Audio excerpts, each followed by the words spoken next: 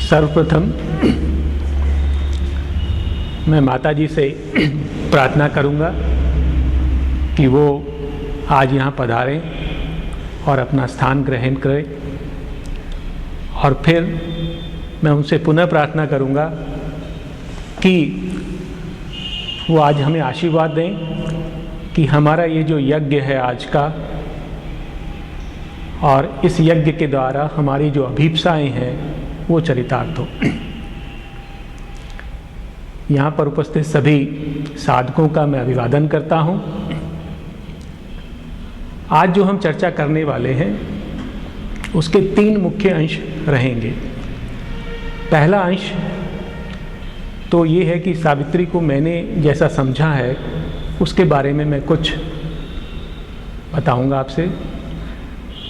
फिर सावित्री के विषय में माताजी ने क्या कहा है उसका कुछ हम चर्चा करेंगे, और उसके बाद तीसरे भाग में हम सावित्री की कुछ पंक्तियां चुनेंगे, और उन पंक्तियों में जो सत्य हैं, जो मनुष्य के जीवन के विषय में हैं, उनको समझने का प्रयास करेंगे।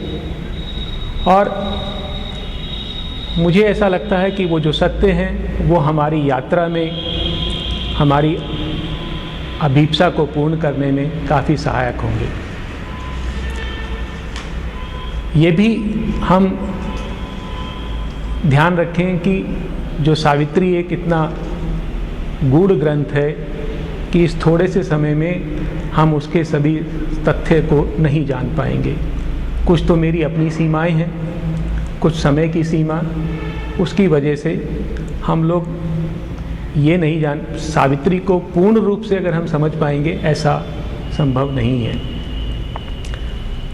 और एक मैं आपसे निवेदन और करना चाहूँगा कि जो कविता है या जो कोई भी महाकाव्य होता है उच्च कोटि का है, उसको हमें किस प्रकार से देखना चाहिए।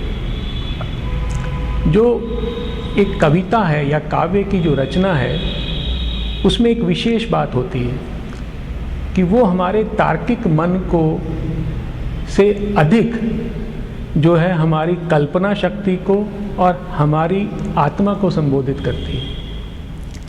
और उसके जो है कोई भी जो पंक्ति होती है उसके अनेक अर्थ छुपे हुए होते हैं। कविता में किसी भी पंक्ति का केवल एक अर्थ नहीं होता, ये हमारी कल्पना शक्ति पर निर्भर करता है कि हम उसमें से क्या अर्थ निकाल पाते हैं। और इसलिए जो भी अर्थ है वो हमारी अभीप्सा के अनुरूप हम उस अर्थ को जान पाएंगे। जो अर्थ मैं आपके सामने रखूँगा वो मेरी अभीप्सा से प्राप्त अर्थ होंगे। इसका मतलब ये नहीं कि वही उसका अर्थ है। तो जब हम इसको देखें तो जो कुछ भी मैं कह रहा हूँ उसको अंतिम सत्य ना मान लें। इसका जो हमारा मूल उद्देश्य है आज का वो ये है कि हम किसी प्रकार से सावित्री से जुड़ें और उसका वाचन करें, और उसमें जो निहित सत्य हैं उनको जानकर उनका उपयोग हम करें, अपने जीवन को हम और सुंदर बनाएं। हमारी जो यात्रा है वो और अधिक सार्थक और अधिक तीव्रतर बने। तो ये जो है मूल प्रयास है। अर्थात हम जो है अगर इससे हमारे अंदर एक अभीप्सा जागती है कि हम सावित्री को और पढ़ें, तो ऐसा समझेंगे कि यह कार्य का जो फल है हमें पूर्ण रूप से मिलेगा। अब इसमें जो है मैं सर्वप्रथम जैसे मैंने आपको बताया था कि सावित्री के अंदर क्या क्या बातें हैं जो मुझे दिखाई देती हैं। एक विशेष बात है जो कि श्री अरविंद हमें इसमें कहना चाहते हैं। देखिए, जितने भी जो दार्शनिक चिंतक लोग अभी तक आए हैं, जितने भी धर्म अभी तक आए हैं, सब ने केवल एक ही कल्पना की है कि ये जो धरा है वो दुखों का एक सागर है, और यहाँ पर कभी भी एक दुखहीन या पूर्ण आनंदपूर्ण जीवन व्यक्त नहीं हो सकता। और इसको छोड़कर ही हम किसी अन्य प्रदेश में, कुछ लोग उसको स्वर्ग कहते हैं, या कोई और लोक में, वहाँ जाकर हम एक अच्छा जीवन व्यतीत कर सकते हैं। अर्थात सभी धर्मों का, सभी मतों का इस बात पर जोर है कि किसी प्रकार से हम यहाँ अच्छे कर्म करें और उनके फलस्वरूप हमें एक अच्छा जीवन दूसरे लोक में प्राप्त हो। श्री अरविंद ने मूल रूप से इसका जो है विरोध किया है, उन्होंने इसको चैलेंज किया है और उन्होंने कहा है कि नहीं, ऐसा नहीं है, इसी धरा पर जो है दिव्य जीवन संभव है। और इसी बात को वो जो बार बार सावित्री में वो कहते हैं, सावित्री की जो कथा है वो भी जो है सत्यवान और सावित्री की जो मूल कथा है, आप महाभारत में एक वर्ण पर्व है जहाँ पर ये कथा आती है, वहाँ पर ये मात्र 700 पंक्तियों में वो कथा वर्णित है। श्री अरविंद ने उसी को आधार बनाया है, क्योंकि पहली बार धरा पर मनुष्य ने इस बात की कल्पना की कि वो मृत्यु पर विजय प्राप्त कर सकता है और बिना कुछ खोए हुए, मतलब अर्थात जीवन को त्यागे बिना वो मृत्यु पर विजय प्राप्त कर सकता है। तो ये सावित्री की घटना सत्य है या नहीं वो एक अलग विषय है, परंतु यहाँ पर वो संभावना मनुष्य ने प्रकट की पहली बार कि हाँ, इस जीवन धरा के ऊपर मृत्यु को जीता जा सकता है। इसीलिए इस कथा को उन्होंने अपना मूल बनाया, जिसके अंदर उन्होंने चारों ओर इसको बुना है। अब इसमें जो है, इसलिए इसको हम एक victory of love over death ऐसा भी कह सकते हैं सावित्री। अब कुछ सत्य जो है श्री अरविंद इसमें बताते हैं हमें इस पूरी कथानक में। एक तो ये कि यह जो अर्थ है वो इवोल्यूशनरी है, और यह जो विचार है, यह जो तथ्य है, वैज्ञानिक भी इसको स्वीकार करते हैं कि यह जो अभी तक का जो क्रम है वो एक विकास का क्रम है, क्रमिक विकास यहाँ पर घटित हुआ है, ऐसा श्री अरविंद भी कहते हैं। हिंदू धर्म के अन्य ग्रंथ भी यह कहते हैं और वैज्ञानिक भी इस बात को स्वीकार करते हैं। लेकिन उन्होंने एक बात और कही है कि यह जो क्रमिक विकास है यह रुक नहीं गया है, यह समाप्त नहीं हो गया। मनुष्य जो है उसकी सर्वोत्तम कृति है, परंतु वो आज की सर्वोत्तम कृति है, हमेशा वो मनुष्य ही सर्वोत्तम कृति रहने वाला है ऐसा नहीं है। ऐसा उन्होंने बार बार इस पुस्तक में कहा है और ये बात आज वैज्ञानिक भी स्वीकार कर रहे हैं। यद्यपि आज का जो विकास है वो जो बाह्य विकास है वो लगभग समाप्त हो गया है। मनुष्य का जो रूप है, जो उसका मूल आकार है, उसमें कोई विशेष परिवर्तन नहीं हो रहा। यद्यपि उसमें भी शरीर की जो पूरी मापदंड है, शरीर जैसे कुछ छोटा, पहले के अपेक्षा अब थोड़ा सा मनुष्य थोड़ा छोटा हो गया है शरीर में, लेकिन जो मस्तिष्क है या जो मन है उसका विकास अभी भी जारी है। और ये बात वैज्ञानिक भी इसको स्वीकार करते हैं कि हाँ, ऐसा विकास क्रम जारी है। और उन्होंने इसी की कड़ी में प्रेडिक्ट किया है कि मनुष्य के बाद एक और महती जाति यहाँ पर प्रकट होगी, जिसको ग्नोस्टिक बीइंग के नाम से या सुपरमैन के नाम से उन्होंने उसका नामकरण किया है। और वो किस प्रकार की होगी कि वो जो जाति है, वो जो मनुष्य जो भी वो नया जन्म लेगा यहाँ पर, वो उसका विकास जो मनुष्य, जितना मनुष्य एनिमल से आगे बढ़ा हुआ है, जितना जानवरों से हम विकसित हैं जानवरों की अपेक्षा, उससे भी कहीं अधिक वो मनुष्य की अपेक्षा वो विकसित होगा। उसके पास जो है सत्य की शक्ति होगी, उसको किसी भी प्रकार का अज्ञान नहीं होगा, वो जो भी चीज़ जानता होगा सत्य से उसका साक्षात्कार होगा, वह उसको पूर्ण रूप से जानता होगा। अर्थात वो कैलकुलेशन नहीं करेगा, अनुमान नहीं करेगा, उसके पास ज्ञान का स्वयंभू भंडार होगा। उसकी जो नॉलेज है वो आइडेंटिफिकेशन से वो प्राप्त होगी, अर्थात उसको ज्ञान को प्राप्त करने के लिए प्रयास नहीं करना होगा। और उसकी जो चेतना है वो इस प्रकार की होगी कि वो सभी के साथ एकाकार होगी। इस प्रकार के कई उन्होंने उसके बारे में बताए हैं कि इस प्रकार की वो जाति होगी। ये तो जो थी मूल बात थी, परंतु श्री अरविंद ने कृपा स्वरूप हमारे लिए इस ग्रंथ में बहुत कुछ भर के रख दिया। जो मूल कहानी है वो केवल 700 पंक्तियों की है। यहाँ पर जो कविता है वो 23,856 पंक्तियाँ इस कविता में, उसको इतना विशाल बना दिया। तो इसके अंदर उन्होंने क्या भरा है? वो जो कहानी है, अगर वही कहानी कहनी होती जो महाभारत में कहानी है सत्यवान सावित्री की, वही कहानी को अगर श्री अरविंद को कहना होता तो शायद 10 पन्ने या अनदर 20 पन्ने, एक कैंटो काफ़ी था। परंतु उन्होंने इसको विशेष रूप से इसको आधार बनाकर कुछ और हमारे सामने रखा है। वो क्या रखा है वो मैं आपको बता दूं, उसमें क्या क्या चीज़ें हमें मिलने वाली हैं। एक तो उन्होंने विशेष रूप से मनुष्य की जो आज की स्थिति है, उसका जो बाह्य स्वरूप है, जो हमें दिखाई देता है, वो कैसा है, उसकी क्या सीमाएं हैं, उसको विस्तार से बताया। फिर इसके बाद मनुष्य का जो छिपा हुआ व्यक्तित्व है, उसके अंदर क्या विद्यमान है, उसके अंदर क्या शक्तियां सुप्त हैं, क्या उसके अंदर संभावनाएं निहित हैं, वह सब भी उन्होंने बताया है। इसके अतिरिक्त एक जो विशेष बात मुझे दिखाई देती है सावित्री में, मुझे आज तक कहीं भी ये बात नहीं पता चली कि इस जगती का उद्देश्य क्या है, भगवान का उद्देश्य क्या है।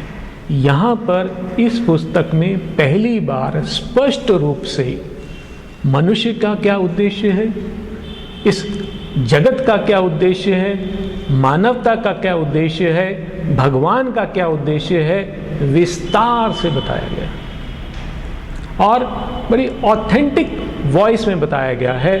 उसमें कोई भी इफ्स एंड बट्स नहीं। जो एक और मूल बात है श्री अरविंद के लेखन में कि वहाँ संशय का कोई स्थान नहीं है। वाक्य की रचना इस प्रकार से है कि ऐसा लगता है कि हाँ, यही सत्य है। इसके बाद पुरुष और प्रकृति, इनका आपस में क्या संबंध है, इसके विषय में भी विस्तार से बताया गया है। मनुष्य का भगवान से क्या संबंध है, उसके बारे में भी बहुत अच्छे से बताया गया है। किस प्रकार से जगत जननी हमें अपनी बाहों में लेके चलती हैं, हर पल हर क्षण वो हमारे साथ रहती हैं, इसका इससे अच्छा उदाहरण यहाँ पर, और जो कि एक सत्य है उसको यहाँ पर उजागर किया। फिर जो अनेकानेक लोक हैं, जो पृथ्वी लोक जिसको हम बोलते हैं या मृत्यु लोक जैसे बोलते हैं, जिसमें हम जीते हैं, इसके पीछे बहुत सारे लोक हैं। शूद्र प्राण का जगत है, मन का जगत है, स्थूल शरीर का जगत है। वहाँ पर भी अनेक प्रकार की शक्तियाँ हैं।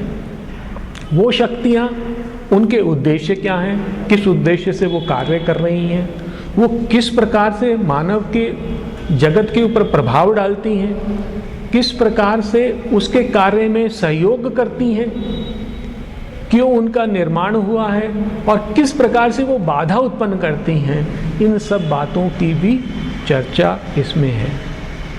फिर और भी इसके साथ साथ उन्होंने ये भी बताया है, जब उन्होंने हमारी प्रेजेंट स्थिति बता दी कि हम वर्तमान में कहाँ हैं, हमें कहाँ जाना है, ये बता दिया, हमें मार्ग भी इसी में बता दिए उन्होंने कि कौन कौन से मार्ग अवेलेबल हैं, कितने तरह के योग हैं, कौन कौन से योग हैं जिनके द्वारा वहाँ पाया जाया जा सकता है, इन सब का वर्णन सावित्री में। और जो इंटीग्रल योगा है, जो सर्वश्रेष्ठ योगा है, जिसके द्वारा हम बहुत ही सुरक्षापूर्व आगे बढ़ सकते हैं, उसका भी वर्णन इसमें है। तो ये जो है, इसके अंदर ये चीज़ें हमें मिलने वाली हैं। फिर एक चीज़ और मुझे दिखाई देती है कि सावित्री जो है, इसके मल्टीपल लेवल्स हैं। वो मल्टीपल लेवल किस प्रकार से हैं? एक जो सबसे ऊपरी रूप है वो एक कहानी का है, एक कथा है सत्यवान और सावित्री की। अगर आप पूरी कहानी पढ़ेंगे तो आपको वो पूरी कहानी उसमें मिलेगी। उससे थोड़ा सा हम और अंदर जाएं तो उसमें जितने भी जो, मैं इसको ये भी कह सकता हूँ, it's a book of knowledge, कि जो भी सत्य इस जगत के हैं उन सब को वहाँ पर प्रकट कर दिया गया। जगत हमारे अंदर बहुत सारी अंधविश्वास हैं, बहुत सारी कंफ्यूजन है हमारे उसमें दिमाग में, लेकिन उन सब को दूर करते हुए यहाँ पर वो जो नॉलेज है, जो कि हिडन नॉलेज है, सीक्रेट नॉलेज है, एक यहाँ पे अलग से कैंटो आता है सीक्रेट नॉलेज का। इसके अतिरिक्त भी पूरी पुस्तक में अलग अलग जगह अलग अलग बातें ऐसी बताई गई हैं जो कि जो हमने ज्ञान अभी तक प्राप्त किया, अर्जित किया है, उसमें कहाँ कहाँ त्रुटियाँ हैं, क्या क्या गलतियाँ हैं, वो सब उसमें दिखाई देती हैं। और इसके बाद एक तो हमें सत्य उन्होंने पूरा बता दिया, जगत की पूरी रचना बता दी, मनुष्य के बारे में बता दिया, मनुष्य के उद्देश्य के बारे में बता दिया, परंतु यहाँ पे छोड़ा नहीं है उन्होंने, ये इसको मंत्र बना दिया है। अर्थात मंत्र क्या है? मंत्र कविता का ही एक रूप है। मंत्र के अंदर सौंदर्य है, मंत्र के अंदर संगीत है, और वो सौंदर्य और वो संगीत सिर्फ हमारी बुद्धि को नहीं टच करता, वो हमारी आत्मा को टच करता है, हमारी कल्पना शक्ति को टच करता है, और उसके रिदम से वो हमें परिवर्तित कर सकता है। तो ये जो सावित्री पढ़ने से ही, केवल मात्र उसके पढ़ने से ही हमारा जो है विकास अपने आप होने लगता है। तो ये जो है मंत्र की पावर है, शक्ति है, जो इसमें निहित है। ये सब चीज़ें जो है हमें इसमें मिलती।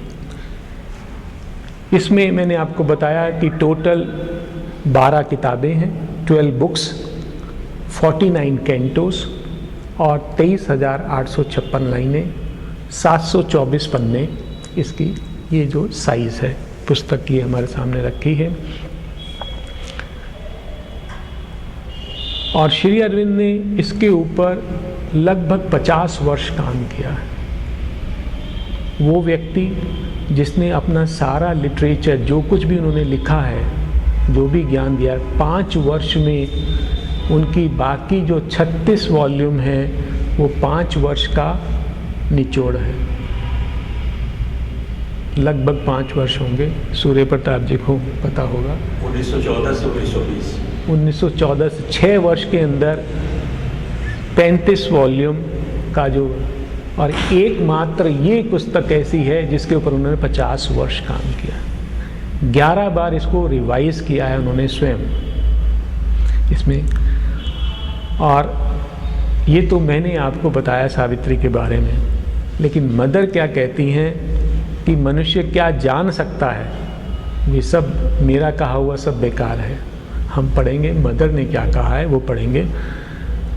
मदर ने मनुष्य की सावित्री को कब जानेगा, कैसे जानेगा, उसके बारे में कहा है, it is too high and too vast for him. एक मनुष्य के लिए सावित्री जो है बहुत ही विशाल है। He can not understand it, can not grasp it, for it is not by the mind that one can understand Savitri. Savitri को मन से नहीं समझा जा सकता। One needs spiritual experiences in order to understand it and assimilate it. तो spiritual experiences के बिना सावित्री की जो महत्ता है उसको समझ पाना मुश्किल है। तो हाँ, माता जी ने इसके बारे में क्या कहा है वो हम देखते हैं। कुछ पंक्तियां हैं इनकी, मैं लेता हूँ।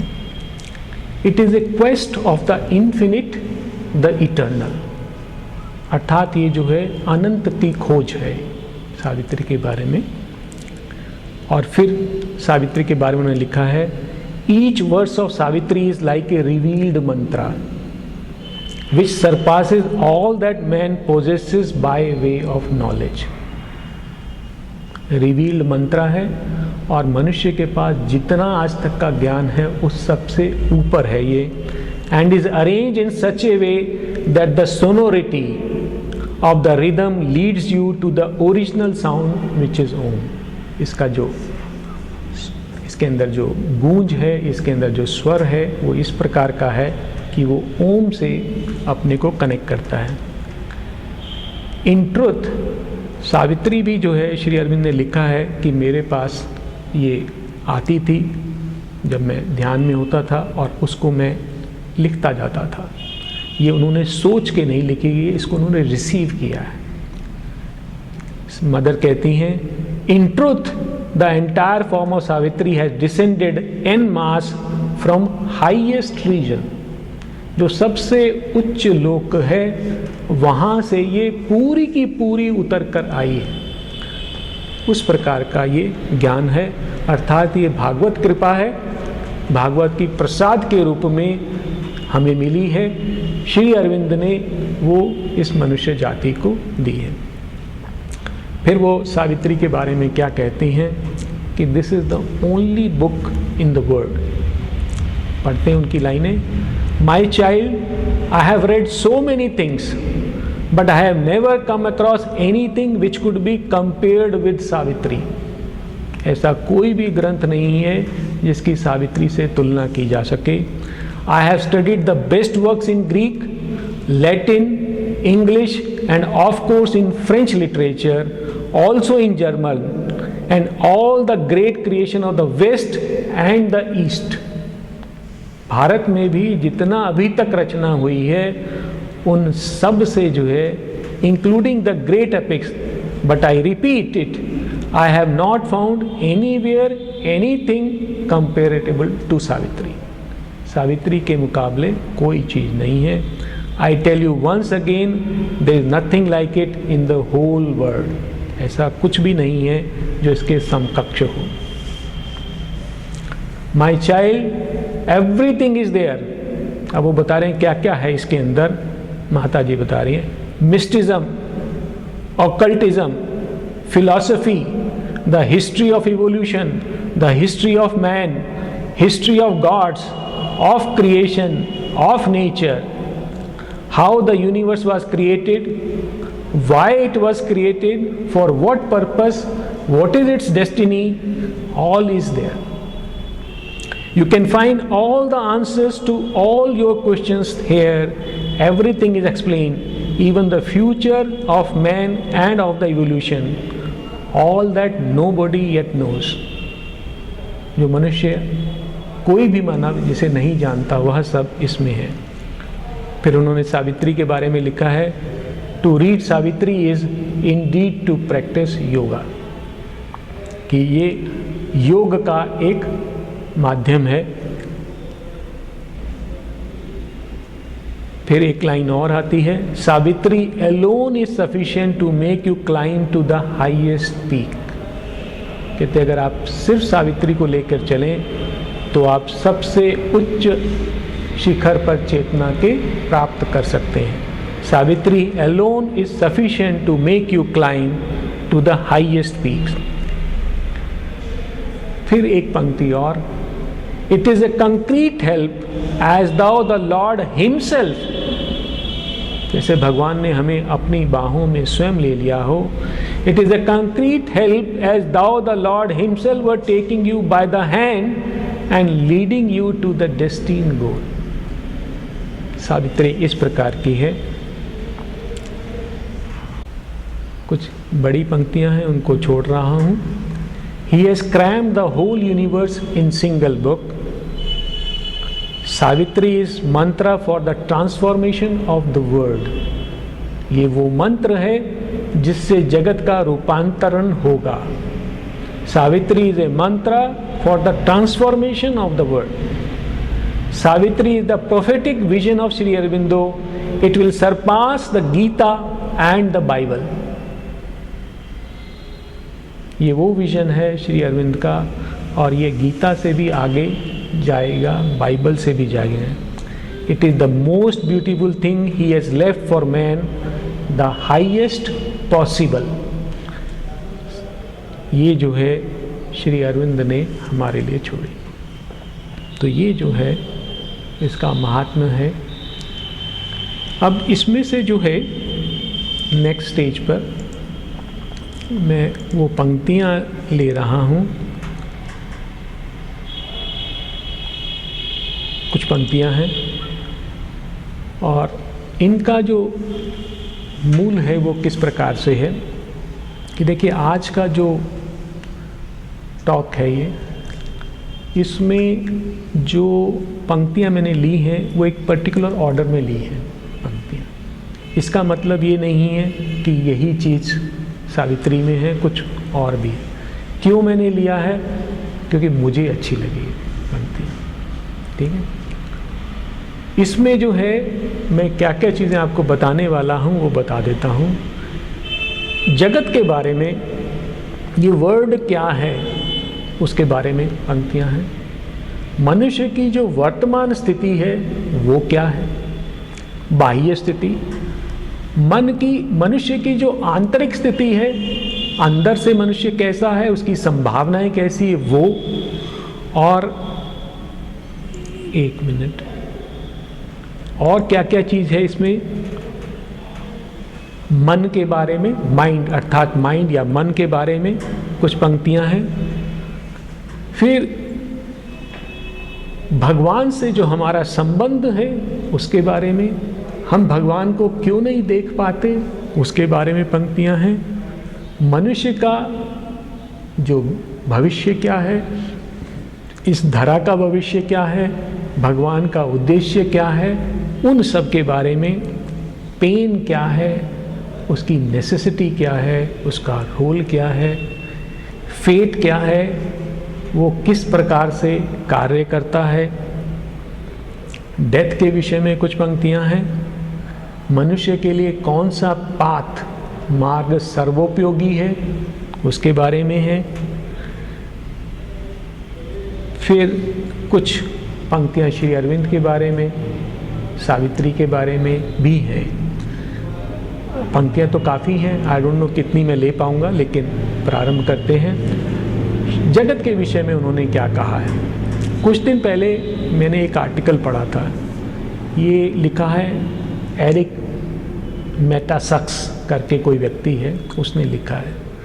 एक बहुत बड़ा प्रयोग चल रहा है वैज्ञानिकों की तरफ से कि इस जगती में, संपूर्ण ब्रह्मांड में कहीं और तो कोई इंटेलिजेंस लिविंग बीइंग नहीं है। वो सेटी के नाम से जाना जाता है, search for extra terrestrial intelligence. वो जब शुरू हुआ था तो वैज्ञानिकों को ये उम्मीद थी कि हम बहुत जल्दी, अब हमारे पास बहुत अच्छे अच्छे टेलीस्कोप आ गए हैं, बहुत जल्दी ही हम ये ढूंढ लेंगे कि और कौन कौन से ग्रह पर मनुष्य या मनुष्य जैसी दूसरी जातियां या कुछ इंटेलिजेंट बीइंग्स रहते हैं। आज उसकी स्थिति ये है कि वो लोग जो उसमें काम कर रहे हैं वो कहते हैं इसको बंद कर देना चाहिए, इसका कोई लाभ नहीं है। कारण वो बताते हैं, कहते हैं जब हमने स्टार्ट किया था तो हमने ये सोचा था कि केवल 2 पैरामीटर ऐसे हैं कि एक तो स्टार हो और उसके उचित दूरी पे कोई ग्रह हो तो वहाँ पर जीवन निकल आएगा। कहते हैं आज जो साइंटिस्ट इन कंक्लूजन पर पहुँचे हैं कि 200 ऐसे पैरामीटर हैं, जब तक वो सेटिस्फाई नहीं होंगे तब तक कहीं और जीवन नहीं मिल सकता। इसके अतिरिक्त उन्होंने देखा है कि ये जो यूनिवर्स है उसके क्रिएशन की पॉसिबिलिटी क्या है। मैं आपको सिर्फ एग्जाम्पल बताता हूँ कि यूनिवर्स को क्रिएट करने के लिए 4 फंडामेंटल फोर्सेस हैं, जिसको बोलते हैं electromagnetic force, gravitational force, strong nuclear force और वीक न्यूक्लियर फोर्स। इनमें से जो 2 फोर्स हैं, अभी सिर्फ 2 के बारे में बात कर रहा हूँ, बाकी के बारे में क्योंकि उसमें नहीं लिखा तो मैं भी बात नहीं कर रहा हूँ, कि अगर स्ट्रॉन्ग न्यूक्लियर फोर्स और इलेक्ट्रोमैग्नेटिक फोर्स इनके बीच का जो रेशियो है उसमें 1 in 10 मिलियन टाइम्स बिलियन का फर्क आ जाए तो ये यूनिवर्स एग्जिस्ट नहीं करेगा। 1/10 मिलियन टाइम्स बिलियन, ठीक है। और उन्होंने ये एस्टिमेट किया है कि इस मतलब किसी और धरा पर जीवन होने की जो संभावना है, ऐसा कोई ग्रह मिलने का, वो है अगर हम एक कॉइन को टॉस करें तो चांसेस हैं हेड आएगा, उसका 1/2 चांस होता है। लेकिन अगर 10 billion times into billion times लगातार हेड आए तो वो पॉसिबिलिटी है किसी भी जगत में लाइफ को ढूंढ पाने की। वो साइंटिस्ट आज भी श्योर नहीं है, वो सिर्फ संभावनाओं में ही बात करेंगे कि भगवान मिल सकता है या नहीं मिल सकता है। और उनका ये एस्टीमेट, आज की डेट में ये एस्टीमेट है कि अगर एक कॉइन को हम 10 बिलियन इंटू बिलियन टाइम्स फेंकें और हर बार 2 हेड आए, इतने चांसेस हैं, इतने कम चांसेस हैं कि दूसरी जगह पर जीवन मिलेगा। और इसलिए वो कहते हैं the greatest miracle of all time without any close second, मतलब वर्ल्ड का जो ग्रेटेस्ट मिरेकल है, साइंटिस्ट क्या कह रहे हैं, is the universe, it is the miracle of all miracles. कहते ये यूनिवर्स बना है, ये अपने आप में एक बहुत बड़ा आश्चर्य है, अचंबा है। It is not by chance. इतना चांस की इतना कम प्रोबेबिलिटी है कि ये हो नहीं सकता, अर्थात कहीं ना कहीं भगवान है, उसकी पॉसिबिलिटी बहुत ज़्यादा है। अब श्री अरविंद क्या कहते हैं, this world was not build with a random bricks of chance, this world was not build with random bricks of chance, a blind god is not destiny's architect, a conscious power has drawn the plan of life, there is a meaning in each curve and line। अर्थात इस जगत की जो रचना की है वो किसी conscious power ने की है, स्पष्ट रूप से उन्होंने कह दिया है। वैज्ञानिक कब मानेंगे वो बात की बात है। A conscious power has drawn the plan of life, there is a meaning in each curve and line. मेरे पास हर पंक्ति का सोर्स है कि कौन से पेज पर है, लेकिन उसको बताने का कोई औचित्य नहीं है, आपके पास पुस्तक नहीं है, तो मैं उसको छोड़ रहा हूँ। एक बात और आती है कि ये जो जगत का जो क्रिएशन कैसा हुआ है, हमारे वेदों में भी आता है कि आनंद के कारण इस जगत की उत्पत्ति हुई है, आनंद से ये जगत चलता है, जीता है और आनंद से आगे बढ़ता है। और ये कितनी खूबसूरत पंक्तियाँ जिसमें श्री अरविंद ने हमें बताया है, a secret air of pure felicity deep like a sapphire heaven our spirits breathe. जो हमारी आत्माएं हैं वो एक प्योर आनंद को हमेशा उसको ग्रहण करती रहती हैं, उसका आस्वादन लेती रहती हैं। A secret air of pure felicity, deep like a sapphire heaven, our spirits breathe. Our hearts and bodies feel its obscure call. हमारा जो हृदय है, हमारा जो शरीर है, वो इस आनंद की एक छुपी हुई पुकार सुनता रहता है। Our hearts and bodies feel its obscure call. Our senses grope for it and touch and lose। और हमारी जो इंद्रियां हैं इसके लिए भटकती रहती हैं। हम जानते हैं सारे जीवन जो है हम आनंद के पीछे भागते रहते हैं। Our senses grope for it and touch and lose। वो इसको ढूंढती हैं, छूती हैं और खो देती हैं। If this withdrew, If this withdrew, the word would sink in the void. अगर ये आनंद की जो शक्ति है जिसने जगत को जन्म दिया है, अगर वो विड्रॉ कर लेगी तो क्या होगा? If this withdrew, the word would sink in the void. If this were not, nothing could move or live. A hidden bliss is at the root of things. एक आनंद है छुपा हुआ जो हर जो चीज़ हमें यहाँ दिखाई देती है, हर प्रकृति की हर रचना उसके अंदर वो निहित है। फिर एक चीज़ और बताते हैं कि भगवान कहीं हमसे दूर नहीं बैठे हुए, दृष्टा के समान, साक्षी के समान, तटस्थ, जो इसको उनको इस जगत से कुछ मतलब नहीं है। जगत बना दिया उन्होंने, अब जगत अपनी चाल चले, पहुँचे तो पहुँचे, नहीं पहुँचे तो नहीं पहुँचे। ऐसा नहीं है भगवान। भगवान कैसा है? Eternal is immanent in this world. वो इस जगत की हर चीज़ में छुपा हुआ है, अपने को उसने हर जगह रखा हुआ है। कैसे? He sleeps in the atom and the burning star. He sleeps in the atom and the burning star. He sleeps in man and God and beast and stone. वो एटम में भी है, स्टार में भी है, आदमी में भी है, देवों में भी है, जानवरों में भी है, पत्थर में भी है। He sleeps in man and God and beast and stone. Because he is there, the inconscient does it work. वो है, इसीलिए जो अचित है वो कार्य करता है। Because he is there the world forgets to die. क्योंकि वो है इसलिए जगत जीता है, अदरवाइज वो जगत भी जी नहीं पाएगा। ये तो जो है उसने इस जगत के बारे में बताया। तो 3 तथ्य बताए। एक तो ये कि किसी कॉन्शियस पावर ने इसकी रचना की है, एक आनंद से इसकी रचना हुई है, और स्वयं भगवान इसके अंदर विद्यमान है।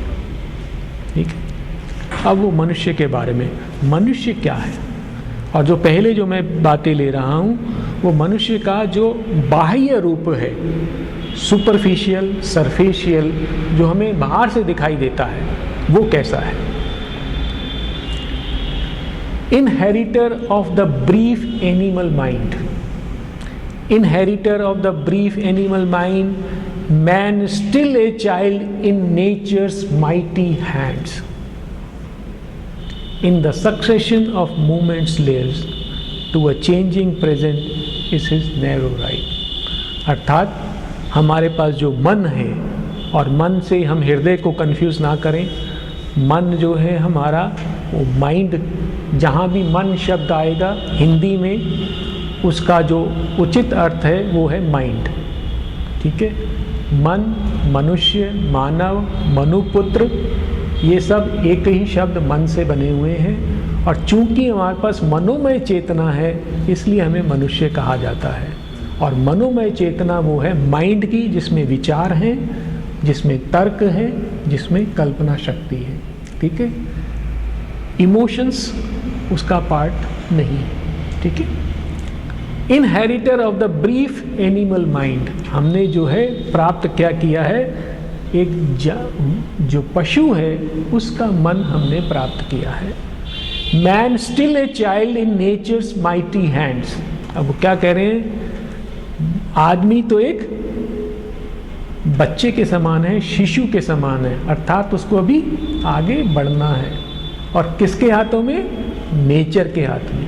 इसका मतलब नेचर भी एक ऐसी शक्ति है जो मनुष्य का निर्माण कर रही है। Nature is also not an unconscious power, it is a conscious power which is working for a conscious purpose. तो मनुष्य जो है, man still a child in nature's mighty hands, in the succession of the movements lives. हमारा सिर्फ वर्तमान पे अधिकार होता है, ना तो भूतकाल पे ना भविष्य पे। हम केवल उस काल के लिए जीते हैं to a changing present is our narrow right. हमारा अधिकार केवल अभी के समय पर है। ठीक, he is ignorant of his life and his splendid fate. मनुष्य जो है अपने जीवन के प्रति अज्ञ है और उसका जो भविष्य है, वैभवशाली भविष्य है, उसके प्रति भी वो अनभिज्ञ है। A struggling ignorance is his wisdom's mate. He waits to see the consequence of his acts. He waits to weigh the certitude of his thoughts. He knows not what he shall achieve or when. He knows not whether at last he shall survive or end like the mastodon and the sloth and perish from the earth where he was king. मनुष्य की स्थिति कैसी है? A struggling ignorance is his wisdom's mate. उसका जिसको हम wise man बोलते हैं, जिसको हम ज्ञानी पुरुष बोलते हैं, उसके पास कैसा ज्ञान है? उसकी जो इग्नोरेंस है वो स्ट्रगलिंग इग्नोरेंस है। वो अभी संघर्षरत अज्ञता उसकी साथी है। He waits to see the consequence of his acts. वो जो काम करता है उसके फल के बारे में वो निश्चित नहीं है। उसको इंतज़ार करनी पड़ती है कि जो मैं कार्य कर रहा हूँ उसका फल क्या आएगा। और ये सब चीज़ें हमें कहाँ मिलने वाली हैं? ये हमारे सामने क्यों लाई गई हैं? ये जो कमियाँ हैं, क्योंकि ये सुपरमैन में हमें ये मिलने वाली, इसलिए इनको तो सामने रखा गया। He waits to see the consequence of his acts. वह अपने काम के फल के लिए उसको प्रतीक्षा करनी पड़ती है, वो उसके प्रति निश्चित नहीं होता। He waits to weigh the certitude of his thoughts. मनुष्य जो है अपने विचारों के प्रति निश्चित नहीं होता। मन की जो एक और स्थिति इसमें बताई है, स्पष्ट रूप से आती है कि संशय उसमें लिप्त रहता है, अर्थात डाउट जो है मन से कभी खत्म नहीं हो सकता, ट्रांसफॉर्मेशन पर ही हो सकता है। इसलिए मन से जितने भी कार्य किए जाएंगे उसमें संशय बना रहेगा।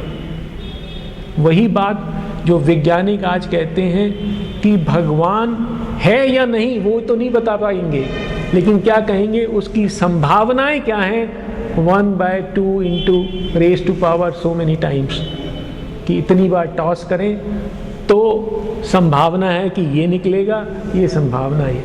निश्चित रूप से वैज्ञानिक भी कोई चीज़ नहीं बता सकते। पूरी विज्ञान जो है वो अनिश्चितता पर आधारित है। मैं इसको उस साइड नहीं जाना चाहता हूँ क्योंकि वो थोड़ा लंबा हो जाएगा। मैं तो विज्ञान का स्टूडेंट हूँ और मैं अच्छी तरह से ये समझ गया हूँ कि विज्ञान किसी चीज़ के बारे में निश्चित नहीं है, सब कुछ संभावना ही है। ठीक है। He waits to weigh the certitude of his thoughts. तो उसको अपने विचारों की निश्चितता की उसके बारे में उसको इंतज़ार करना पड़ता है, प्रतीक्षा करनी पड़ती है। He knows not what he shall achieve or when. कब मिलेगा उसे, क्या मिलेगा उसे नहीं पता। And perish from the earth where he was king. ठीक है। He is ignorant, अब वो पंक्तियाँ आ गई जिसकी हम बात कर रहे थे। He is ignorant of the meaning of his life. हमें सारी ज़िंदगी लग जाती है, हमें अपने जीवन का उद्देश्य नहीं पता चलता, हम नहीं जानते। He is ignorant of the meaning of his life, and not only meaning of his life, he is ignorant of his high and splendid fate. वो अपना एक बहुत उच्च और वैभवशाली जो भविष्य है उसको भी नहीं जानता। वो तो सिर्फ समय का एक खिलौना है। कैसे? His day is a moment in perpetual time. He is prey of the minutes and the hours. वो तो उसका शिकार है। काल जो है उसको चलाता है, हर पल हर घड़ी उसको अपने हिसाब से घुमाती है, वो उनका शिकार है। मनुष्य कितना अज्ञ है। Assailed on earth and unassured of heaven, descended here unhappy and sublime, a link between the demigod and the beast. He knows not his own greatness nor his aim. He has forgotten why he has come and whence. पहले same बात की, फिर उन्होंने दूसरी तरफ से कह दी। एक इसमें विशेष बात है, a link between the demigod and the beast. Evolution की बात हो गई, वापस लिंक है किसमें? पशु में और डेमीगॉड में, जो दिव्य स्वरूप है उसके बीच का लिंक है। अर्थात मनुष्य एक तो अपने गंतव्य पर नहीं पहुंचा है, वो निकला कहाँ से है? पशु से निकला है, और उनके बीच की कड़ी है। A link between the demigod and the beast. He knows not his own greatness nor his aim. He has forgotten why he has come and whence. अब एक बात और उन्होंने यहाँ पे जोड़ दी, He has forgotten, अर्थात हमारी कोई स्मृति है, हमारे अंदर कहीं ये बात छिपी हुई है कि हम कहाँ से आए हैं और क्यों आए हैं, हम उसे भूल गए हैं। ऐसा नहीं कि हमें पता नहीं है, हम भूल गए हैं। ये बहुत इंपॉर्टेंट बात है कि हमारे अंदर कहीं कुछ ये छिपा हुआ है। He has forgotten why he has come and whence, वो कहाँ से आया है, क्यों आया है, ये वो भूल गया है। ठीक है, वो कोशिश करे तो याद आ जाएगी उसको। He is a riddle of opposite, उसके अंदर हमेशा द्वंद्व चलता रहता है। रिडल है, एक अपोजिट चलता रहता है। His spirit and his members are at war. चाहते कुछ है, शरीर कुछ चाहता है, मन कुछ चाहता है, आत्मा कुछ चाहती है, प्राण कुछ चाहता है। His spirit and his members are at war. His height breaks off too low to reach the sky. His mass is buried in the animal mire. वो पशु की जो कीचड़ है या पशु रूपी जो चेतना है उससे वो जुड़ा हुआ है, उसमें डूबा हुआ है। His mass is buried in the animal mire. His spirit and his members are at war. A strange antimony is his nature's rule. उसका जो स्वभाव ही ऐसा है कि उसके अंदर द्वंद्व चलता रहता है। A riddle of opposite is made his field. उसका पूरा जीवन ही ऐसा है। A riddle of opposite is made his field. Freedom he asks but needs to live in bonds. He has need of darkness to perceive some light and need of grief to feel a little bliss. He has need of death to find a greater life. दुख चाहिए हमें आनंद की अनुभूति के लिए, मृत्यु चाहिए क्योंकि हमें जीवन को विकसित करना है, विशाल बनाना है। He has need of death to find a greater life and need of grief to feel a little bliss. और फिर all side he sees and turns to every call. ये हमारी स्थिति है, कोई भी बुलाता है हम चले जाते हैं। All side he sees and turns to every call. He has no certain light by which to walk. हमारे पास ऐसा कोई भी साधन नहीं है जिससे हम ये जान सकें कि हमें क्या करना है। He has no certain light by which to walk. His life is a blind man's work, a hide and seek. अंधे की लाठी के समान हम टटोलते हुए आगे बढ़ते हैं। हमें नहीं पता कि ये रास्ता सही है या ये रास्ता सही है। लाठी घुमाते हैं, टकराते हैं, देखते हैं यहाँ कुछ ठोकर मिल गई तो इधर चले जाओ, इधर जाते हैं, इधर ठोकर मिल गई तो इधर चले जाओ। This is what is our character. His life is a blind man's buff, a hide and seek. Always he builds but finds no constant ground. Always he journeys but nowhere arrives. पूरी जिंदगी चलता रहता है लेकिन कहीं नहीं पहुंचता। Always he journeys but nowhere arrives. The light his soul had brought his mind has lost. अब एक चीज और कि जो हमारे पास ज्ञान है वो कहाँ से आने वाला है? वो हमें हमारी आत्मा से मिलने वाला है। प्रॉब्लम क्या है? प्रॉब्लम सिर्फ ये है कि हमारा जो इस समय अधिष्ठाता है वो मन है, आत्मा नहीं है। आत्मा अंदर कहीं छुपी हुई है। तो उसके पास प्रकाश है, उसके पास वो निश्चितता है, उसके पास वो ज्ञान है, उसके पास वो शक्ति है, उसके पास वो सब चीजें हैं जो हम ढूंढ रहे हैं। तो मन जैसे ही अधिष्ठाता बनता है तो मन वो सब चीजें खो देता है जो आत्मा के पास है, क्योंकि वो आत्मा को स्वीकार नहीं कर पाता। The light his soul has brought his mind has lost. All he has learned is soon again in doubt. वही बात कि मन जो भी प्राप्त करेगा वो सब कुछ संशय में रहने वाला है। Wisdom attracts him with her luminous mask, but never has he seen the face behind. A giant ignorance surrounds his लो।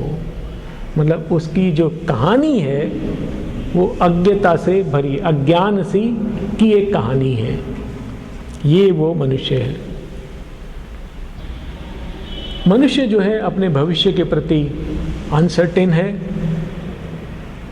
और the futures road is hide from मॉर्टल site. He moves from towards a wheeled and secret face. इसको छोड़ देते हैं लाइनों को। Material mind के बारे में, हमारा जो मन है उसके बारे में, मनुष्य, ये लगभग जो बातें थी वो मनुष्य के बारे में ही चल रही हैं। मन के बारे में मुझे बता देना जब समय।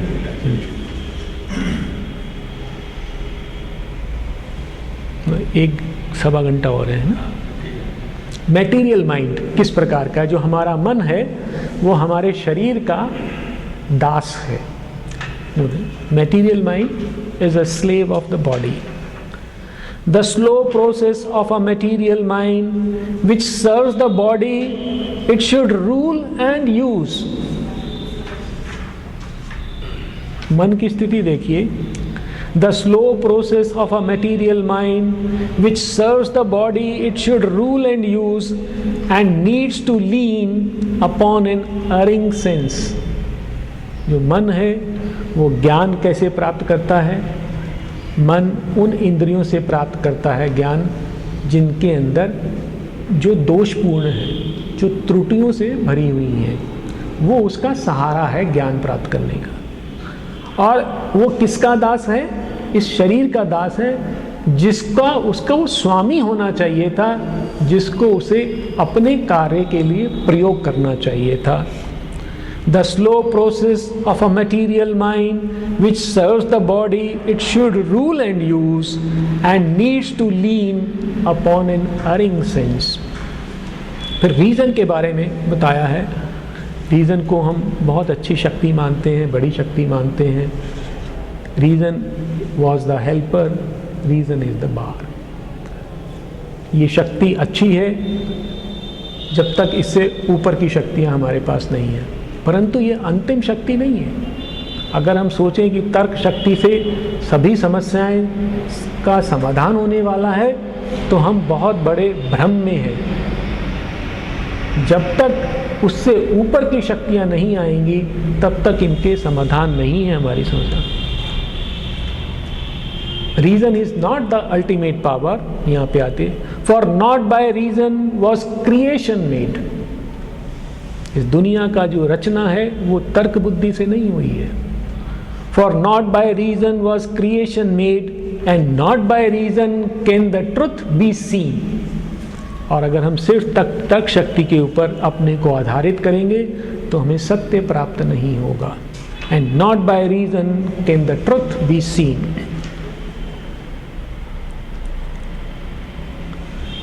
ह्यूमन थॉट जो है वो अज्ञान का उपकरण है। हम सोचते हैं हम मन से ज्ञान प्राप्त कर लेंगे, परंतु मन तो स्वयं ही अज्ञान का एक उपकरण है, इंस्ट्रूमेंट है. An errant ray from the immortal mind accepted the earth's blindness and became our human thought, servant of ignorance. हम जो है अज्ञान के सेवक हैं, परिचालक हैं. और एक चीज़ और, इस मन को राजा किसने बनाया है, कि एक्चुअल राजा कौन सा है और मन को राजा किसने बनाया है. सोल इज द मास्टर, परंतु जो हमारी जो मास्टर है वो सोल है, परंतु उसने टाइम बीइंग के लिए मन को इसका शासन दे दिया है, उसका डेपुटी है. ये बात आती है. A conscious soul in the unconscious worlds hidden behind our thoughts and hopes and dream, an indifferent master signing nature act leaves the vicegerent mind a seeming king.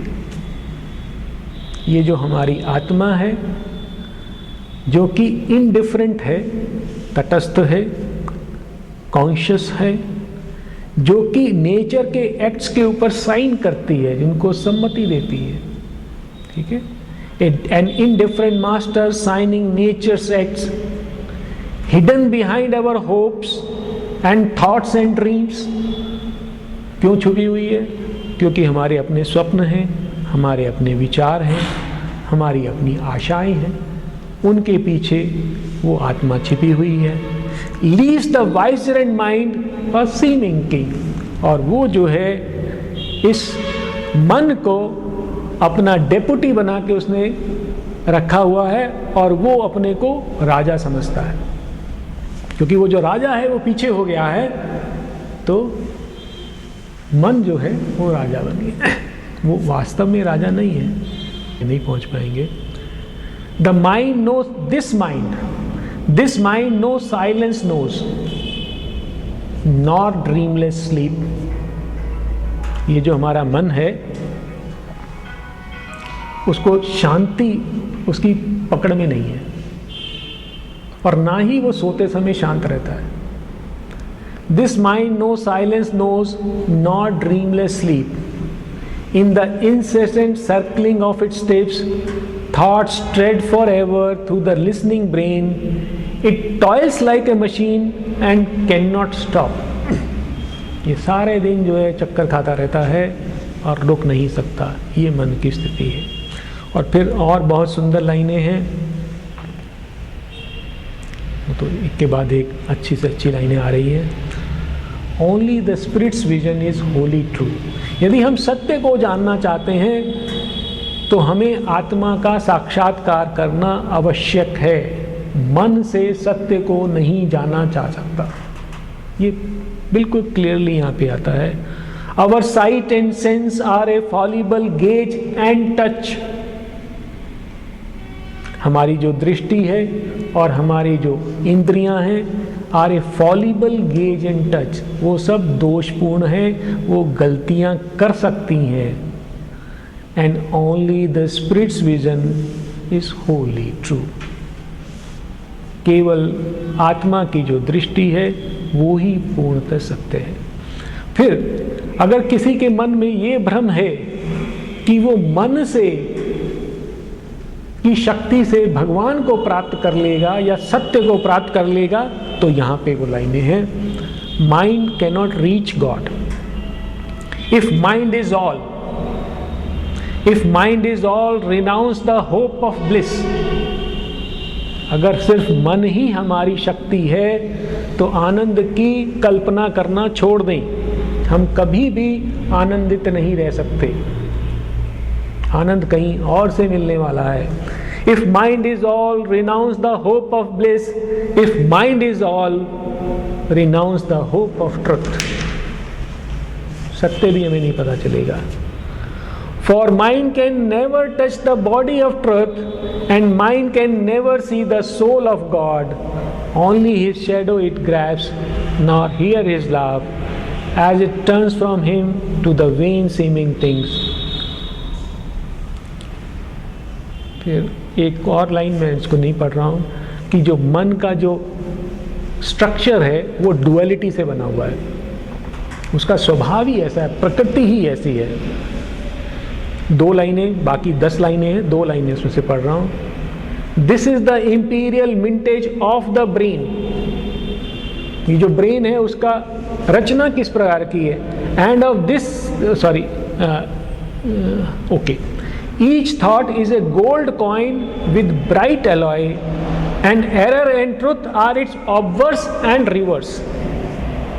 कहते एरर और ट्रुथ दोनों ही मन में एक साथ रहते हैं और यही उसका वो है, क्या कहते हैं, mind is a tissue woven of light and shade. ये एक प्रकार का कपड़ा है जो 2 धागे से वाफ्ट एंड एक दूसरा धागा और होता है, ऐसे जाते हैं, कहते हैं एक वेफ्ट। हाँ, एक में लाइट है और एक में शेड है, एक इधर है और एक इधर, दोनों अपोजिट हैं जिनसे ये बना हुआ है।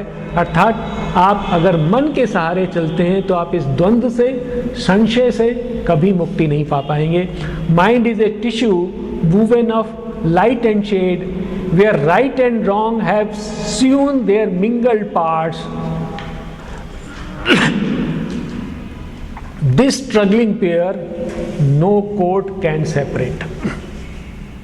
और इसको अगर हम अलग करना चाहते हैं, उसको उन्होंने एक मैरिज का भी वो दिया कि इससे marriage between truth and falsehood.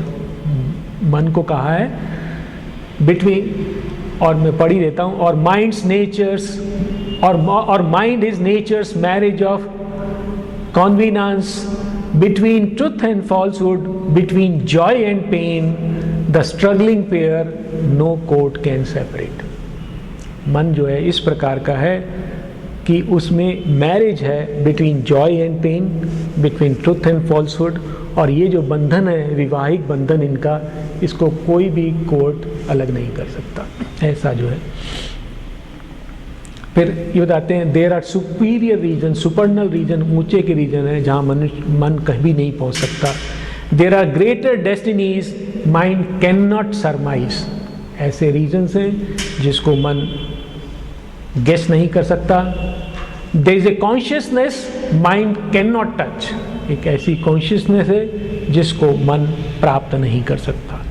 ये तो मैंने मन के बारे में बताया, मनुष्य के बारे में बताया, और इनमें से काफ़ी पंक्तियां मैंने छोड़ दी हैं, काफ़ी पंक्तियां मैं पिकअप नहीं कर पाया हूँ क्योंकि मुझे भी सारी पंक्तियां उस तरह से सेग्रीगेशन नहीं हो पाया है। अब जो आ रहा है, मनुष्य का ट्रू नेचर क्या है, वास्तविक नेचर, जो आंतरिक नेचर है वो क्या है। Man is much more than what is visible, जो बाहर दिखता है उससे ज़्यादा बहुत कुछ है अंदर उसके। क्या है? This bodily appearance is not all, the form deceives, the person is a mask, hid deep in man celestials powers can dwell. अंदर जो है हमारे पास स्वर्ग की शक्तियाँ निवास कर सकती हैं। Immortal our forgotten vastnesses, again हमारा जो विशालता है, जो हमारा मुख्य स्वरूप है, वो फॉरगॉटन है, ऐसा नहीं अवेलेबल नहीं है हमें, हम भूल गए हैं। A death bound littleness is not all we are, immortal our forgotten vastnesses await discovery in our summit self. हमारी विशालताएं इतनी महान हैं लेकिन उनको हम भूल गए हैं, और वो इस प्रतीक्षा में है कि कब हम उनको प्राप्त करेंगे। लेकिन हम कैसे प्राप्त करेंगे? Await discovery in our summit selves, जब हम अपनी ऊंचाइयों पर पहुंचेंगे तब उसको पाएंगे, यहाँ नहीं पाएंगे। मनुष्य को परिश्रम करना पड़ेगा, विकास करना पड़ेगा, और तब जाके वो अपने अनंत स्वरूप को प्राप्त करेगा। फिर मनुष्य के अंदर भगवान छिपा रहता है। बहुत लोगों ने कहा है एक डिफरेंट तरीके से, लेकिन हमें वो क्यों नहीं मिलता उसके बारे में भी बात आएगी। Eternal lives hidden in human heart, हमारे अंदर भगवान प्रतिष्ठित रहते हैं, विराजमान रहते हैं। Hidden in the mortal's heart the eternal lives,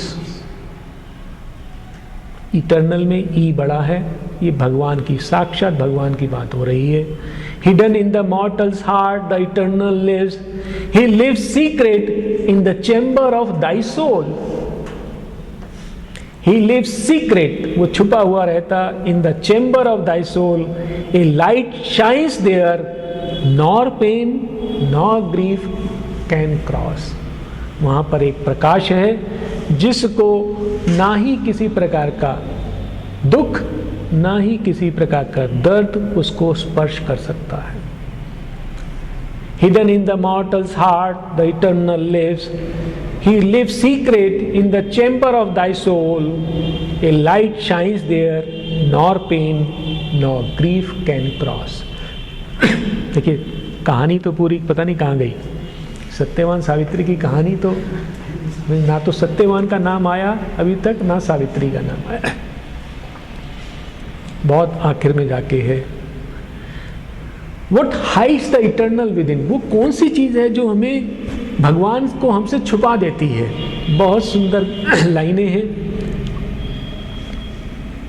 a darkness stand between thy self and him, आपके और उसके बीच में एक अंधकार है।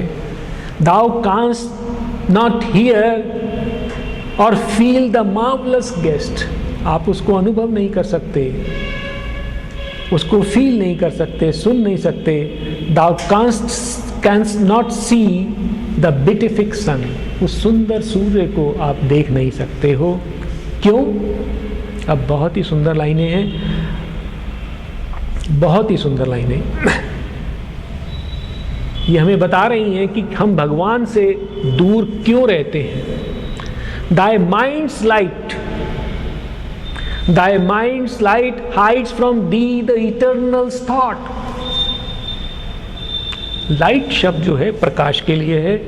प्रकाश का मतलब जितना भी स्पिरिचुअल लिटरेचर आएगा उसमें प्रकाश का मतलब ज्ञान है। और दाई माइंड्स लाइट, जो आपके मन के पास प्रकाश है, जो मन के पास ज्ञान है। Thy mind's light hide from thee the eternal thought, क्योंकि हमारे दिमाग में, मन में ज्ञान है तो हम उस परम तत्व के जो विचार हैं वो छूट जाते हैं हमसे। दाई हार्ट्स होप्स, क्योंकि हमारी बहुत सारी आशाएं हैं, इच्छाएं हैं। Thy heart's hope hide from thee the eternal will, हमारे पास अपनी इच्छा पूरी करने का समय नहीं है तो हम भगवान की इच्छा क्या जानेंगे। पहली पुस्तक है जो ये कहती है कि भगवान की भी कुछ इच्छा है। आपकी इच्छा होगी बहुत बड़ी बात है, लेकिन भगवान की इच्छा है वो तो जानो। जिसने हमें बनाया है, इस संपूर्ण सृष्टि को बनाया है, जो इसका सबका पालनहार है, उसकी आखिर क्या इच्छा है। दाई हार्ट्स होप्स, हमारे अंदर बहुत सारी आशाएं हैं, इच्छाएं हैं। Thy heart's hopes hide from thee the eternal will, भगवान क्या चाहता है वो हमसे छुप जाता है, क्योंकि हमारी हृदय की बहुत सारी इच्छाएं हैं, आशाएं हैं। Earth's joy shut from thee the immortal's bliss, और इस धरा पर रहते हुए जो दिन प्रतिदिन हमें बहुत सारे आनंद मिलते हैं, सुख मिलते हैं, वो हमसे शाश्वत का आनंद छुपा लेते हैं। अगर हम यहीं खोए रहेंगे तो वो नहीं मिलेगा। Earth's joys shut from thee the immortal's bliss। अब ये पंक्तियां भरी हुई हैं बहुत सारी, क्योंकि यही मूल जो है श्री अरविंद की घोषणा है कि मनुष्य का उद्देश्य क्या है, इस धरा का उद्देश्य क्या है, भगवान का उद्देश्य क्या है, इन पंक्तियों में अब आने वाला है। मुझे लगता है कि मुझे कुछ छोड़नी पड़ेंगी, देखता हूँ, कोशिश करता हूँ। हमारा जो डेस्टिनी है वो क्या है? क्राउन ऑफ कॉन्शियस इमॉर्टलिटी, मतलब हम अमरता और सज्ञान अमरता, वो हमारा क्राउन है, वो हमारा मुकुट है, वो हमें प्राप्त करना है। और वो हमें प्रॉमिस्ड है, भगवान ने हमें प्रॉमिस किया हुआ है। और क्यों प्रॉमिस किया है? क्योंकि हमने उसके कार्य को करने का साहस किया है, हमने उसकी कार्य में सहायता करने की का वचन दिया है। It is near us in number unnumbered bodies and births. ये जो हमारा वो है कॉन्शियस इमॉर्टलिटी का हमारा जो क्राउन है, जो मुकुट है, वो हमारे पास है। कैसे?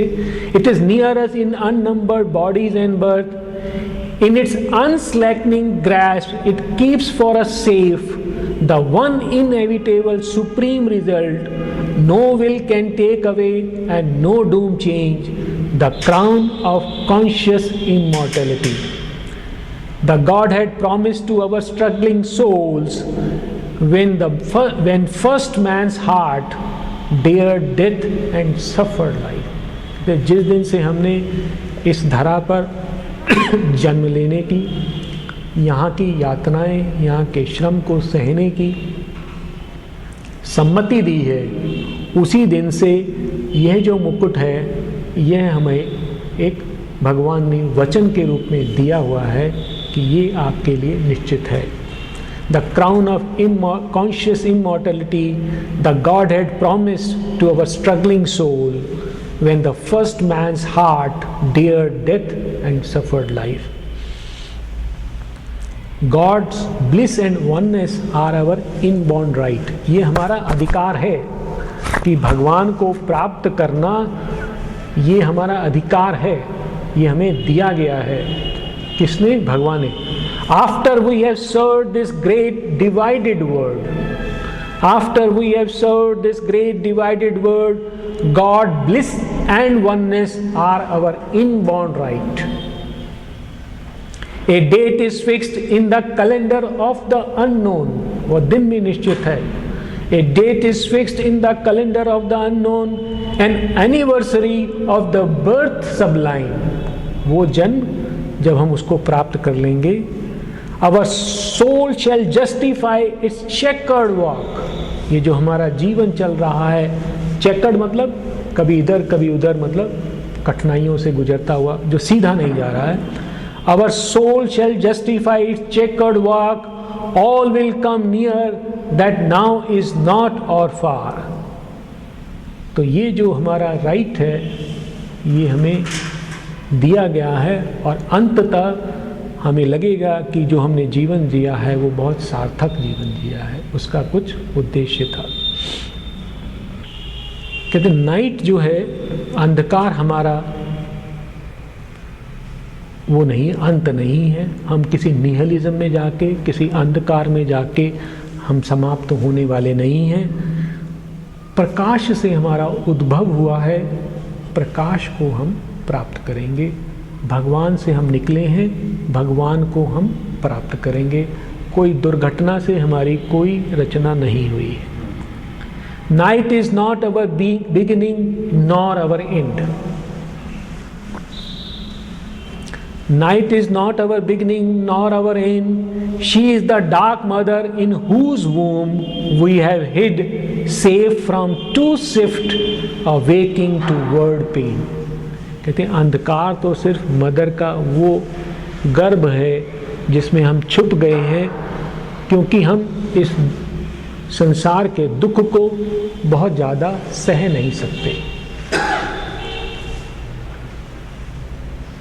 Night is not our beginning nor our end. She is the dark mother in whose womb we have hid, safe from too swift waking toward pain. कि बहुत जल्दी हम जाग जाएं दुख के प्रति और उसको सह नहीं पाएं, इसलिए अंधकार का भी एक रोल है। वो हमें दुखों से हमारी क्षमता के अनुरूप हमें देता है, जिससे हम एकदम जो है बिखर ना जाए। We came to her from a supernal light. We came to her from a supernal light. By light we live and to the light we go. हमारा जन्म प्रकाश से हुआ है और लाइट शब्द यहाँ पे L कैपिटल है, भागवत प्रकाश की बात है। भगवान से हमारा उदय हुआ है, उद्भव हुआ है और उसी को हम प्राप्त करेंगे। We came to her from a supernal light, by light we live and to the light we go. अब हमारे जीवन का उद्देश्य क्या है? To house God's joy in self we are born. भगवान के आनंद को इस आत्मा में भरने के लिए, इस जीवन में प्रकट करने के लिए हमारा जन्म हुआ है। वापस वही लाए, a hidden bliss is at the root of things, a mute delight regards time's countless works, to house God's joy in the things space gave wide room. ये जो रचना हुई है, जो आकाश ने अपना विस्तार किया है, किस लिए किया है? To house God's joy in things, वस्तुओं में भगवान के आनंद को अभिव्यक्त करने के लिए। To house God's joy in things space gave wide room, to house God's joy in self our soul were born. अपनी आत्मा में भगवान के आनंद को भरने के लिए हमारा जन्म हुआ है। और फिर कहते हैं कि एक दिन जो है ये धरा पे जो जीवन है वो दिव्य जीवन बन जाएगा। Earthly life would become the life divine. Sri Aurobindo की पुस्तक है लाइफ डिवाइन, पूरा जो है उसी के ऊपर है ये कि किस प्रकार से जो है इस धरा पर जो है जीवन दिव्य जीवन हो जाएगा। If our souls could see and love and clasp God's truth, if our souls could see and love and clasp God's truth, its infinite radiance would seize our hearts, our being in God's image be remade, and earthly life become the life divine. और देखिए किस प्रकार से जो धरती है, हम सोचते हैं धरती एक, अगर वैज्ञानिकों की भाषा जाने तो एक जड़ तत्व है, परंतु ऐसा नहीं है। धरती माता अपने आप में शक्ति है, उनकी भी एक एस्पिरेशन है, वो भी अपने उद्देश्य के हित कार्य कर रही हैं। तो और किस प्रकार से स्वर्ग अर्थात जो उच्चतर शक्तियां हैं या भगवत राज्य की जो शक्तियां हैं, उस लोक की जो शक्तियां हैं, किस प्रकार से वो अर्थ के लिए चिंतित रहती हैं। हेवन इन इट्स रैप्चर, जो स्वर्ग है वो बहुत आनंद में है। Heaven in its raptures dreams of perfect earth, लेकिन वो स्वप्न किसके लेता है कि एक दिन ये धरा जो है पूर्ण हो जाएगी, अपने आप में एक पूर्णता को प्राप्त कर लेगी। Heaven in its rapture dreams of perfect earth, स्वर्ग जो है आनंद में है और स्वप्न क्या ले रहा है कि एक दिन ये धरा भी मेरे तरह से आनंदित होगी। और धरा जो है वो दुख से भरी हुई है, वो क्या चाहती है? Earth in its sorrow dreams of perfect heaven. और धरा क्या चाहती है? दुखी है, परंतु चाहती क्या है कि एक दिन मैं भी स्वर्ग की तरह पूर्ण हो जाऊं। Heaven in its rapture dreams of perfect earth, earth in its sorrow dreams of perfect heaven. फिर इस धरा का उद्देश्य क्या है? जगदी का earth must transform and reveal the God she hides. धरती में भगवान छिपे हुए हैं और उसका उद्देश्य उसको प्रकट करना है। To be is not a senseless paradox. Since God has made earth, earth must make in her God. भगवान ने इस धरती की रचना की है तो धरती को भी अपने अंदर भगवान को अभिव्यक्त करना होगा। To be is not a senseless paradox. Since God has made earth, earth must make in her God. What hides within her breast, she must reveal. जो उसके हृदय में छुपा हुआ है वो उसको अभिव्यक्त करना होगा। और फिर घोषणा करते हैं श्री अरविंद कि धरा पर सुपरमैन की अभिव्यक्ति होगी। कहते हैं या तो इस मनुष्य को बदलना होगा या नई जाति का उद्भव होगा। If man lives bound by his humanity, यदि मनुष्य को इसी मानवता में सीमित रहना है, if man lives bound by his humanity, if he is tied for ever to his pain, let a greater being then arise from man, the superhuman with the eternal mate।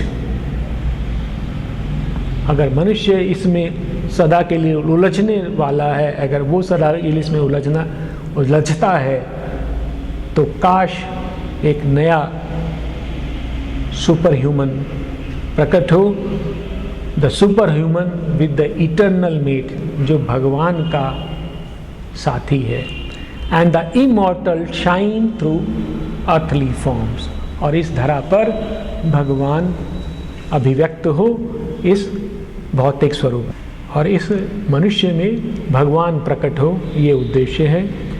But when the hour of the divine draws near, the mighty mother shall take birth in time, and God be born into the human clay, in forms made ready by your human lives। हम क्या कर रहे हैं?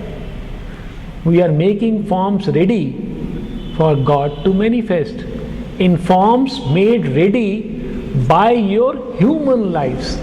जो हम अपने जीवन में परिश्रम करते हुए जिन सांचों की रचना हम कर रहे हैं, तो क्या करें? And God be born into the human clay in forms made ready by your human lives। वहाँ पे उसका जन्म हो। और फिर ये घोषणा, the superman shall awake in mortal man and manifest the hidden demigod, or grow into the God light and God force, revealing the secret deity in the cave। कि जो है अंदर से the superman shall wake in mortal man and manifest the hidden demigod। और Superman कैसा होगा? The supermind shall be his nature's fount। उसका जो प्रकृति है, उसका जो स्रोत होगा, वो होगा अतिमानस, सुपरमाइंड। जो सर्वोत्तम चेतना है वो उसकी प्रकृति की, अर्थात उसकी जो प्रकृति है उस चेतना से पुष्ट होगी, उससे चालित होगी। The supermind shall be his nature's fount, the eternal truth shall mould his thoughts and acts. उसके कर्म कैसे होंगे, विचार कैसे होंगे? The eternal thought shall mould his thoughts and acts, the eternal truth shall be his light and guide. वो ऐसे चलेगा, उसके पास सत्य की शक्ति होगी, उसका प्रकाश होगा। All shall move to felicity, और आनंद की तरफ सबको जाना होगा। All things shall manifest the covert God, all shall reveal the spirit's light and might, and move to its destiny of felicity. Destiny of felicity, अर्थात आनंद हमारी डेस्टिनी है, वहाँ हम सबको जाना होगा। All things shall manifest the covert God, all shall reveal the spirit's light and might, and move to its destiny of felicity. और ये पंक्तियाँ उस समय क्या होगा, जब यहाँ पर दिव्य जीवन प्रकट होगा। The spirit shall look out through matter's gaze, the spirit shall look out through matter's gaze, and matter shall reveal the spirit's face। ये दोनों एक दूसरे के पूरक हो जाएंगे। ना स्पिरिट को मैटर रोकेगा, ना मैटर को स्पिरिट रोकेगी। Nature shall live to manifest secret God. Nature का उद्देश्य आ गया, बाकी भी जगह आ ही रहा है, लेकिन यहाँ पर भी है। Nature shall live to manifest secret God. The spirit shall take up the human play. This earthly life become the life divine. इसको दिव्य जीवन, तो ये जो है उद्देश्य हैं हमारे, इसमें मनुष्य का उद्देश्य, धरती का उद्देश्य, भगवान का उद्देश्य सब आ गए, और वह उद्देश्य क्या है? दिव्य जीवन। फिर अब पेन के ऊपर है, मैं कुछ लाइनें लेता हूँ। पेन की नेसेसिटी क्या है, क्यों पेन होता है, सोर्स क्या है, वो तो इग्नोरेंस है, उसकी कुछ लाइनें हैं वो छोड़ दी हैं मैंने। पेन की नेसेसिटी क्या है, क्यों पेन आता है। अब आप देखेंगे कि जब इसके बारे इसकी चर्चा होगी तो ये पूरा एक ही जो है प्लान के अंदर बहुत अच्छे से फिट होती हैं चीज़ें, बिल्कुल सब लगता है कि ये तो होना ही ऐसा है। देखिए, necessity of pain. A veil is kept, veil मतलब एक पर्दा। A veil is kept, something is still held back, हमसे कुछ चीज़ें छुपा के रखी जाती हैं, और वही हमारा एक्चुअली दुख का कारण होता है कि हम जो चाहते हैं वो हमें मिलता नहीं है। A veil is kept, something is still held back, lest captive of the beauty and the joy. वो अगर आपको दे दिया जाए जो हमसे छुपा लिया गया है, तो कहीं हम उससे आत्मविभोर होके उसके सौंदर्य से, उसके आनंद से, our souls forget to the highest to aspire, हम ऊपर बढ़ना ही छोड़ देंगे। अगर जो चीज़ हम चाहते हैं वो हमें मिल गई और उसका आनंद हमें आने लगा, तो हम फिर ऊपर क्यों जाएंगे। इसलिए दुख होता है। A veil is kept, something is still held back, lest captive of the beauty and the joy, our souls forget to the highest to aspire. और फिर पेन की नेसेसिटी क्या है? Shortcut to heaven. Hell is the shortcut to heaven. अगर heaven में जल्दी जाना है तो हेल के थ्रू सबसे छोटा रास्ता है। परेशानियों से सबसे तीव्रतम विकास होता है। People, he saw in night the eternal's shadowy veil. जब अशुपति अपनी साधना करते हैं और अंधकार के क्षेत्र में जाते हैं, तो वहाँ अंधकार में क्या देखते हैं कि अंधकार तो कुछ नहीं, ये तो भगवान का एक आवरण है, उसके पीछे तो भगवान स्वयं, अर्थात इस जो अंधकार की जो रचना है वो भी भगवान की हुई है, और उसके पीछे उद्देश्य है। इस दुनिया में, इस जगत में जितनी भी ऐसी शक्तियाँ हैं जो ऐसा प्रतीत होता है कि वो भगवान के कार्य का विरोध कर रही हैं, वो वस्तुतः उसके कार्य को तीव्रतर आगे बढ़ाने में सहयोग कर रही होती हैं। इनको हमें ठीक ढंग से समझना पड़ेगा। अशुपति जाते हैं, अंधकार के पीछे भागवत उपस्थिति देखते हैं। He saw in night the eternal's shadowy veil, knew death for a sailor of the house of life। जो प्राण जगत था वहाँ पे उन्होंने मृत्यु को उसका ही भाग देखा, अर्थात जीवन का ही पार्ट है एक मृत्यु। In destruction felt creation's hasty pace। जहाँ संहार होता है, जहाँ सर्वनाश होता है, in destruction felt creation's hasty pace, वहाँ पर प्रकृति बहुत तीव्र गति से आगे बढ़ रही है। In destruction felt creation's hasty pace, new loss as the price of a celestial gain. और जो हमारा नुकसान होता है उसको ऐसा जाना कि जो हमें स्वर्ग की प्राप्ति होने वाली है उसका ये प्राइस है, उसका हमें कुछ मूल्य चुकाना होगा। New loss as the price of a celestial gain and hell as a shortcut to heaven's gate. और उन्हें जाना कि हेल जो है उसके द्वारा स्वर्ग के पास सबसे शीघ्रता से पहुंचा जा सकता है।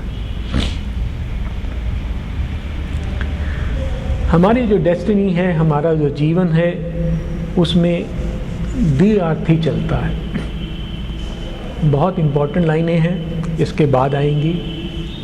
हमें लगता है कि हम इसमें ऊहा-पोह में उलझे हुए हैं, परंतु जो है हम उसी के सहारे आगे बढ़ते जाते हैं। Our destiny is written in double terms. Our destiny is written in double terms. Through nature's contraries, we draw near God. ये जो अंतर्द्वंद्व या बाह्य द्वंद्व जो भी चलता रहता है, उससे हम भगवान की तरफ ही बढ़ते हैं। Out of darkness, we still grow to light. कहते कितना भी अंधकार हो, हम केवल प्रकाश की ओर बढ़ते हैं। Death is our road to immortality. मृत्यु से हम अमरता को पाते हैं। और फिर ये तो बहुत सुंदर लाइनें हैं कि भगवान किस प्रकार से निर्दयी मनुष्य को के ऊपर प्रेम देते हैं, किस प्रकार से उसको कष्ट देते हैं। The great gods use the pain of human hearts as a sharp axe to hew their cosmic road. कई बार हमारी बलि चढ़ाई जाती है। क्यों? जगती के लिए मार्ग बनाना होता है। तो ये काम कौन करते हैं? देव। The great gods use the pain of human hearts as a sharp axe to hew their cosmic road. They squander lavishly man's blood and tears. बिखेरते हैं मनुष्य के खून को, आंसू को, for a moment's purpose in their fateful work. अपना काम जो उन्हें दिया गया है, वही काम कि इस धरती पर दिव्यता की अभिव्यक्ति करना, उस काम में एक क्षण के उद्देश्य के लिए वो लेविशली खून और आंसू की गंगा बहाते हैं। The great gods use the pain of human hearts as a sharp axe to hew their cosmic road. They squander lavishly man's blood and tears for a moment's purpose in their faithful work. फिर एक और लाइनें हैं कि जहाँ भी ignorance है, वहाँ सफरिंग होगी ही। अगर सफरिंग की से मुक्ति चाहिए तो हमें इग्नोरेंस को त्यागना पड़ेगा। Then rose the need of a dark intruding God, the world's dread teacher, the creator pain. Where ignorance is, the suffering too must come. Thy grief is a cry of darkness to the light. आप रोते क्यों हो? क्योंकि आपको प्रकाश चाहिए। वो प्रकाश की अभीप्सा जो है वो हमें रुलाती है। Thy grief is a cry of darkness to the light. और देखिए किस प्रकार से जो है, अगर पेन नहीं होता तो क्या होता। इस पूरी धरती के विकास में पेन का सबसे बड़ा योगदान है। Pain plowed the first hard ground of the word drowse. Pain के जो देव हैं, उन्होंने जो हार्ड ग्राउंड है, जो सबसे सख्त ग्राउंड है, जहाँ पे सबसे ज़्यादा निद्रा है, सबसे पहले उस पे हल जोता। Pain plowed the first hard ground of the word drowse. By pain a spirit started from the clod. एक मिट्टी के ढेले में जब जीवन प्रकट हुआ तो वो पेन की वजह से हुआ।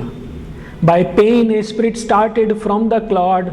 By pain life stirred in the subliminal deep. और पेन से ही जीवन की उत्पत्ति हुई। By pain and joy the bright and tenebrous twins. ये जो दोनों चीज़ें हैं, दुख और सुख। By pain and joy the bright and tenebrous twins. The inanimate world perceived its sentient soul. जो हमारे अंदर आत्मा है, उसका ज्ञान ही जब होता है जब हमें पेन होता है, हर्ष होता है। Else had the inconscient never suffered change. अगर ये पेन नहीं होता तो इनकॉन्शियंट में कोई परिवर्तन नहीं होता, इसमें यहाँ धरती पर कोई विकास नहीं होता। Pain is the hammer of the gods to break a dead resistance in the mortal's heart. His slow inertia as of living stone। हम पत्थर की समान जड़वादी हैं, जड़त्व हैं हमारे। हम बढ़ना नहीं चाहते। जहाँ थोड़ा सा आश्रय मिला, आराम मिला, वहाँ ठहर जाना चाहते हैं, और ये स्वीकार नहीं है धरती को। हम रुक नहीं सकते। Our journey cannot cease। We are being given a task। और इसलिए पेन का आना लाजमी है, अवश्यम भावी है। Pain is the hammer of the gods to break a dead resistance in the mortal's heart. His slow inertia as of living stone. Inertia खत्म कर दो, इग्नोरेंस खत्म कर दो, जड़त्व को खत्म कर दो, पेन नहीं आएगा, जरूरत नहीं है उसकी। If the heart were not forced to want and weep,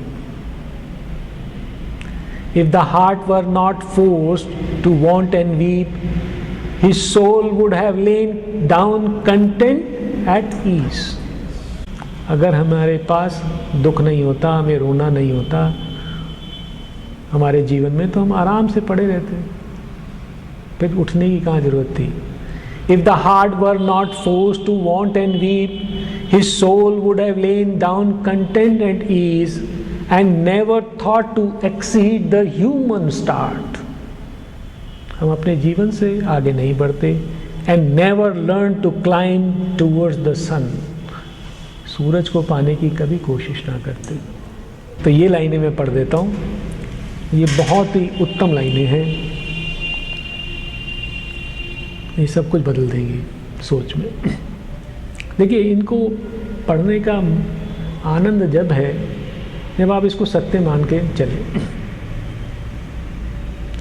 यदि आपने इसको कहानी समझा, एक ओपिनियन समझा, तो फिर आपका ये परिवर्तन नहीं करेगी। ये मान लीजिए कि ये सब कुछ सच बोल रहा जा रहा है, और फिर देखिए जीवन बदल जाएगा। और ये पंक्तियां देखिए। Although the shaping god's tremendous touch is torture unbearable to mortal nerves।